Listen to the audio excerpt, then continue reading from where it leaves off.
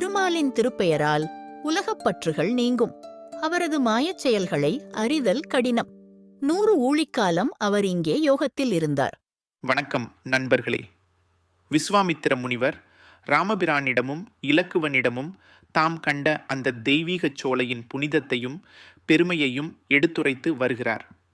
அது சாதாரணமான சோலை அல்ல என்பதை முந்தைய பாடலில் அழுத்தமாகச் சொன்னார் அல்லவா? தங்கள் கணவரை காட்டிலும் வேறு தெய்வம் இல்லை என்று கருதும் கற்புடைய மங்கையரின் மனதைப் போல தூய்மையானது இந்த சோலை என்றும், 4 வேதங்களுக்கும் தேவர்களின் அறிவுக்கும் எட்டாத செங்கண்மால் திருமால் இங்கே வந்து தவமிருந்தார் என்றும் எடுத்துரைத்தார்.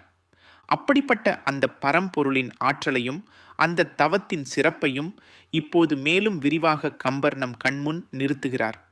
விஸ்வாமித்திரர் வாய்மொழியாக, பாரின்பால் விசும்பின்பாலும் பற்று அறப்படிப்பது அன்னான் பேரென்பான். அவன் செய் மாயப் பெரும் பிணக்கு ஒருங்கு தேர்வாரார் என்பான். அமலமூர்த்தி கருதியது அறிதல் தேற்றாம். 50 ஊழிக்காலம் இருந்தனன் யோகத்து. இப்பால் பாரின்பால் விசும்பின்பாலும் பற்று அறப்படிப்பது அன்னான் பேர் என்பான். அடடா! விஸ்வாமித்திரரின் குரலில் ஒரு பெரும் அதிர்வு. ராமனே, பார் பார், இந்த புவி உலகத்திலும் சரி வானுலகத்திலும் சரி பற்று என்னும் அழுக்கை அறவே நீக்கி மனதை தூய்மைப்படுத்த வல்லது எது தெரியுமா? அந்த பரந்தாமனின் திருநாமங்கள்தான் என்று முழங்குகிறார். ஆம், அவருடைய திருப்பெயர்களை சொல்லிவிட்டால் போதும். இந்த பிறவியின் பந்தங்கள், இந்த பற்றுகள் அனைத்தும் அறுபட்டு போகும். ஒரு தூய உள்ளத்தோடு அவன் திருநாமத்தை சொன்னால் விண்ணிலும் மண்ணிலும் உன் ஆன்மா உயர்வடையும் என்கிறார். என்ன ஒரு பேராற்றல்! அவன் செய்மாயப் பெரும் பிணக்கு ஒருங்கு தேர்வார் ஆர் என்பான். ஆனால் அதே மூர்த்தி செய்கின்ற லீலைகளை, அவர் நிகழ்த்தும் மாயங்களை, அந்த பெரும் பிணக்குகளை, கலகங்களை ஒரே நேரத்தில் முழுமையாக யார்தான் அறிய முடியும்? யார்தான் தெளிய முடியும்? இன்பதுன்பம் கலந்த இந்த உலக வாழ்க்கை, இந்த பிரபஞ்சத்தின் ஓட்டம், ஒரு நொடியில் அனைத்தையும் மாற்றியமைக்கும் அந்த பரம்பொருளின் திருவிளையாடல்கள், இவற்றின் பின் உள்ள சூட்சுமங்களை, மாயமான அந்த பெரும் பிணக்கை யார் ஒரு சேர உணர்ந்து தெளிவு பெற்று விளக்க முடியும்? விஸ்வாமித்திரர் கேட்கும் இந்த பிரசன்னத்தில் ஒரு பேரண்ட ரகசியம் பொதிந்திருக்கிறது அல்லவா? அமலமூர்த்தி கருதியது அறிதல் தேற்றாம். அந்த களங்கமற்ற மாசில்லாத பரம்பொருள் திருமால் மனதிலே என்ன கருதி இந்த தவத்தை செய்தார் என்பதை அறிவதற்கு என் போன்ற முனிவர்களுக்கே தெளிவு இல்லை. அறிவது எளிதல்ல என்கிறார் விஸ்வாமித்திரர்.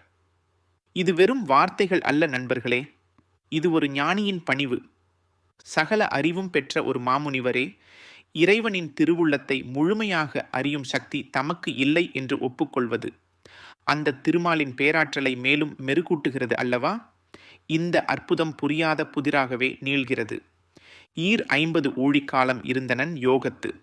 இப்பால் இப்படிப்பட்ட அந்த பெருமான் இந்த சோலையிலே, இந்த தூய்மையான இடத்திலே சும்மா ஒரு நாள், ஒரு மாதம் அல்ல, 50 ஊழிக்காலம், ஆம் 250, அதாவது 100 ஊழிக்காலம், 100 யுகங்கள் யோக நிலையிலே அமர்ந்திருந்தார்.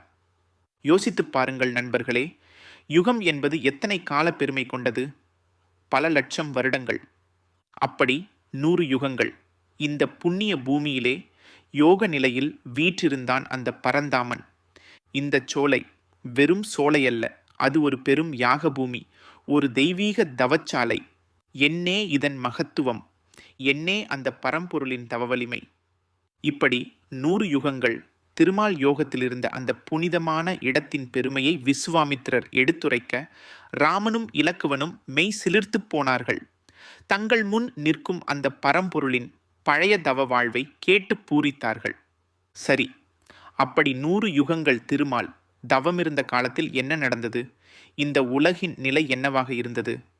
நாம் அடுத்த பாடலில் காண்போம். வாருங்கள்.